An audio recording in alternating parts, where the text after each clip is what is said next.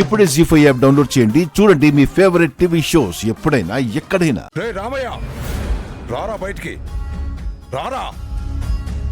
రే రామయ్య, బయటికి రారా. ఏమయ్యా పెద్ద మనిషి, నీకు వయసు పెరిగిందే కాని బుద్ధి పెరగలేదు. అందుకే నీకన్నా వయసులో పెద్దవాడైన రామయ్య గారిని ఏకవచనంతో రామయ్య అని పిలుస్తున్నావా? నువ్వు మేనకోడల్ని చంపిన నీచుణ్ణి ఒరే అని పిలవడం కాదు, కొండ కొండాలుగా నరికి కాకులకి గద్దలకి వెయ్యాలి.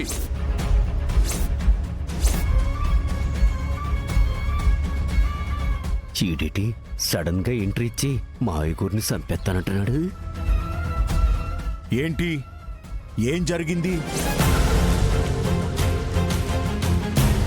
ఇంకా ఏం జరగాలరా? ఆనాడు పెళ్లికి ముందే ప్రేమ పేరుతో నా చెల్లిని తల్లించేశావు.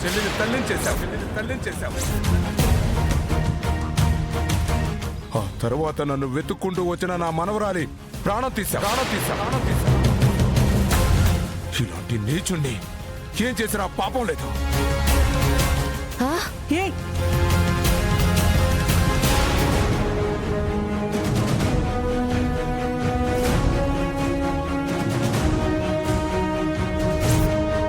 ఈ పురుషోత్తం ప్రాణాలతో ఉండగా రామయ్య గారి ప్రాణాలు తీసేవాడు ఇంకా పుట్టలేదు.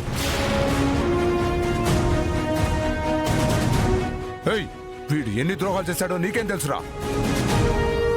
వీడు చేసిన పాపాలు నేరాలు ఎక్కడ బయటపడతాయన్న భయంతో నా మేనకోడల్ని నిలువున ప్రాణం తీశాడు.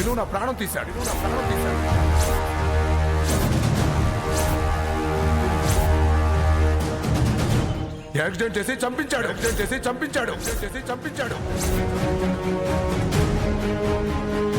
దాని చావు కారణమైన ఈ రామయ్యని అస్సలు వదిలిపెట్టాను. నిన్ను వదిలిపెట్టాను. వదులు. అయ్యో రామబ్రహ్మ గారు, వదలండి.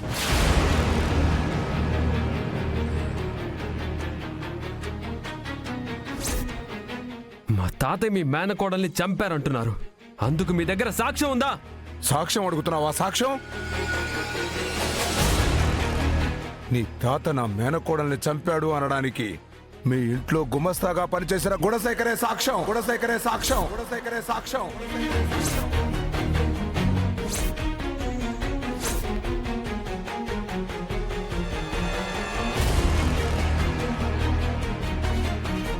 చావు బతుకుల్లో ఉన్న గుణశేఖరే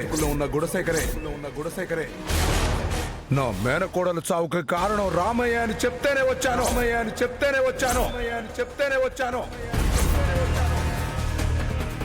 అంతకన్నా పెద్ద సాక్ష్యం ఇంకేం కావాలి?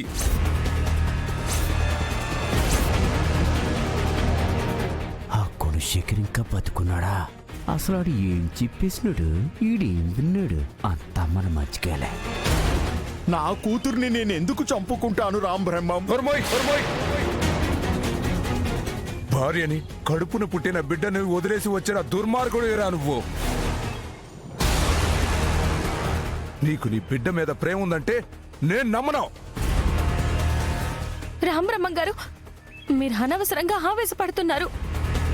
మీరు చెప్పినట్టుగా గుణశేఖర్ గారు ఏం చెప్పారో, అసలు ఆయన ఏం చెప్పాలనుకున్నారో మీరు క్లియర్ గా విన్నారా? మొత్తం విన్నాను కాబట్టే వచ్చాను. నేను కూడా విన్నానండి, కానీ ఆయన చెప్పిన మాటలు నాకు అలా అనిపించలేదు, అలా వినిపించలేదు. మీరు ఆయన మాటల్ని అపార్థం చేసుకుని రామయ్య తాతని నేరస్తుడిగా చూస్తున్నారు. అంతే తప్ప నిజంగా రామయ్య తాత ఏ తప్పు చేసుండరు. వామ్మో, అటు చేసి ఇటు చేసి బాణం మన వైపు తిరిగినదంటే ఆ మర్డర్ చేయించింది నేనేనన్న నిజం బయటపడిపోతుంది.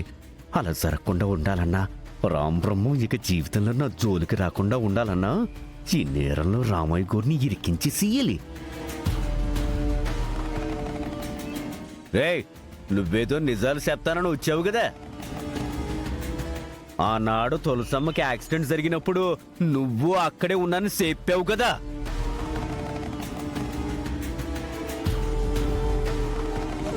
ప్రస్తుతం నీ పెళ్ళం కిడ్నాప్ అయ్యి మా హ్యాండ్ ఓవర్లోనే ఉంది.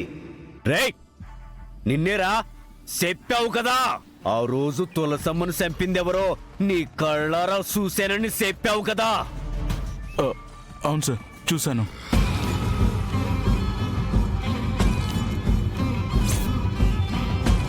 ఏంట్రా నువ్వు చెప్పేది నిజమా? ఆనాడు మా తులసమ్మని చంపిస్తుండగా నీ కళ్ళారా చూసావా? చూశాను. అయితే చెప్పు, నా మేనగోళ్ళని చంపింది ఎవరు? చెప్పు. ఈయనే చంపారు.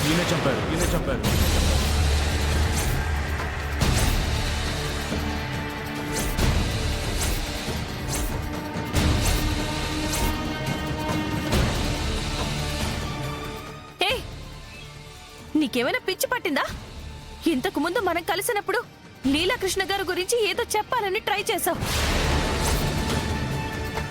ఇప్పుడేమో రామయ్య గారే ఆ హత్య చేయించారని చెప్తున్నావు. నీ మాట ఎలా నమ్మాలి? ఏది నమ్మాలి? ఎంత క్లియర్ గా ఆ రోజు యాక్సిడెంట్ చేయించింది రామయ్య గోరే అని చెప్పాక కూడా ఇంకా అతన్ని భయపెడితే ప్రయోజనం ఏతుంటది మైథిలి? అవును, ఇప్పుడు దాకా సాక్ష్యం అడిగారు కదా, ఇంతకన్నా పెద్ద సాక్ష్యం ఇంకేం కావాలి? ఓ రోజు రామయ్య చేసిన పాపానికి ఇతనే ప్రత్యక్ష సాక్షి. ఇప్పుడే పోలీసులకు ఫోన్ చేసి పిలిపిస్తాను.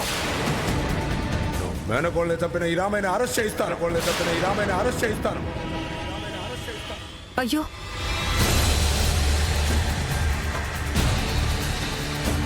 హలో ఎస్ఐ గారు. రామబ్రహ్మం గారు,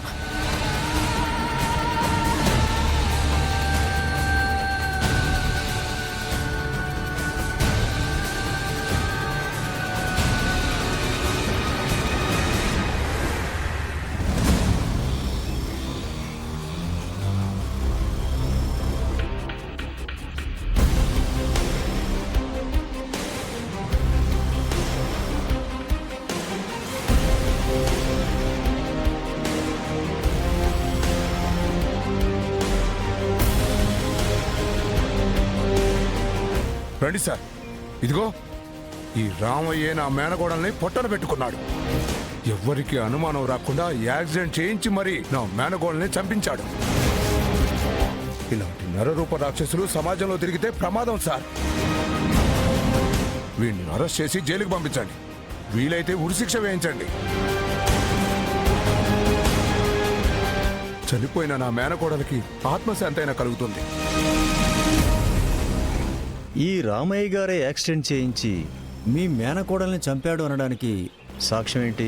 ఇగో ఆ రోజు రామయ్య గోరు యాక్సిడెంట్ చేయించడం కళ్ళారా చూశాడంట, లైవ్ సాక్షి. ఏరా, వాళ్ళు చెప్పింది నిజమేనా? ఆ యాక్సిడెంట్ నువ్వు కళ్ళారా చూసావా? అవును సార్, చూశాను. జీ5 యాప్ డౌన్లోడ్ చేసి అన్ని ఎపిసోడ్స్ పూర్తి ఉచితంగా చూడండి.